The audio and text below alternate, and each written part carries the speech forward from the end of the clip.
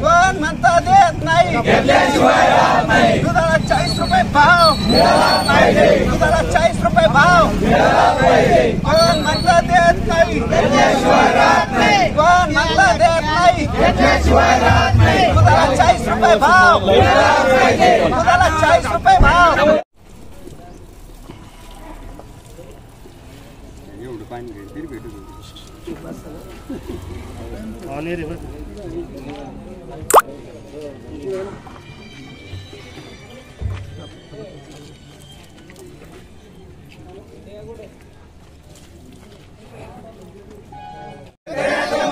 सरकारचं धोरण, दुधाला 40 रुपये भाव, दुधाला 40 रुपये भाव, या सरकारचं करायचं काय, या सरकारचं करायचं काय, कोण म्हणता देत नाही,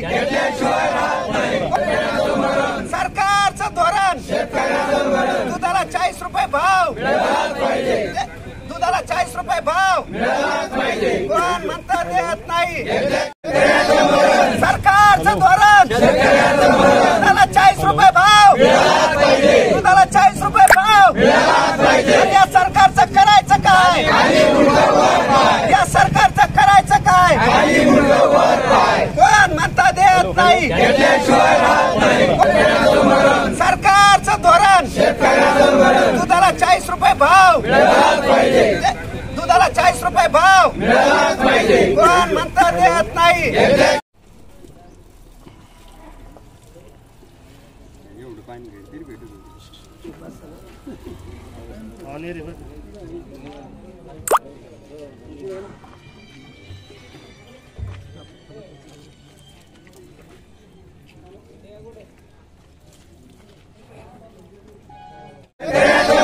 सरकारचं धोरण, दुधाला 40 रुपये भाव, दुधाला 40 रुपये भाव, या सरकारचं करायचं काय, या सरकारचं करायचं काय, कोण म्हणता देत नाही,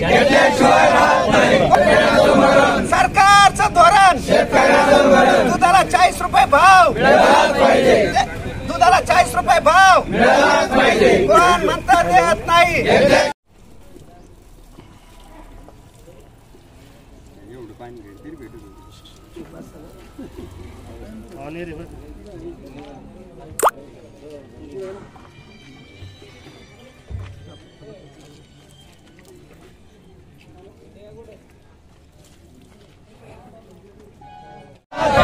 कोण म्हणता देत नाही, कोण म्हणता देत नाही, दुधाला 40 रुपये भाव, दुधाला 40 रुपये भाव, कोण म्हणता देत नाही, कोण म्हणता देत नाही, दुधाला 40 रुपये भाव, दुधाला 40 रुपये भाव. आडगावच्या शेतकऱ्यांनी तीव्र संताप व्यक्त केलेला आहे. दूध सांडून आम्ही हा विरोध दाखवलेला आहे. आम्ही याच्यापूर्वी आंदोलन केलं पण दुधाला अजिबात भाव नाही. आज बघा हे बिस्लरीला केवळ 25 रुपये भाव आहे आणि आमच्या दुधाला 24 रुपये भाव आहे. म्हणजे याला उत्पादन खर्च 2 रुपये बी असणार नाही. आमचा उत्पादन खर्च 40 रुपये 35 रुपये.